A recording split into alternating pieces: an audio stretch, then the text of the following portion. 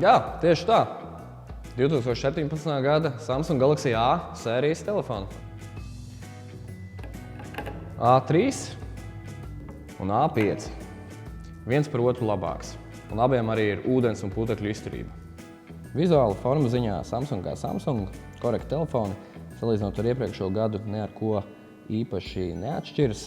Arī izmēros salīdzinājumā ar 16. gada A sērijas modeļiem milzīga atšķirība nav, toties 17. gads nāk ar krāsām un ne jau šādām tādām. Melnās debesis, zelta smiltis, zilā migla un mans mīļākais persiku mākoņi.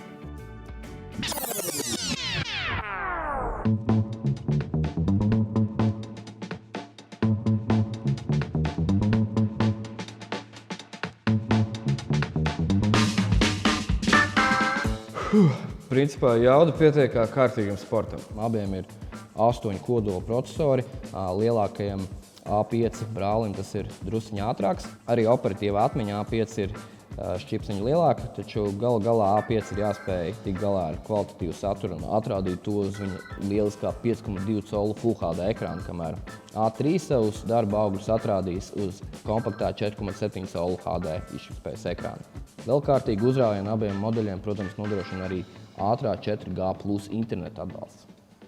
Ar A3 modeli atrodamajiem 13 megapikseļiem aizmugurē un 8 priekšā principā ir pilnīgi pietiekami, bet A5 cenšas pārsteigt ar to, ka abās telefona pusēs graznojas 16 megapikseļu acis. Principā ar šādu kameru arī citi gribēs ielīst tos selfijos. Lūk, ko var piebilst. Ar Samsung Galaxy A3 principā tu varēsi izdarīt visu, kas tev ir nepieciešams mobilajā pasaulē. Taču ar Galaxy A5 tu varēsi to izdarīt krietni jaudīgāk un ar dzīvāku skatu uz dzīvi, tikai būs nedaudz jāpiemaksā.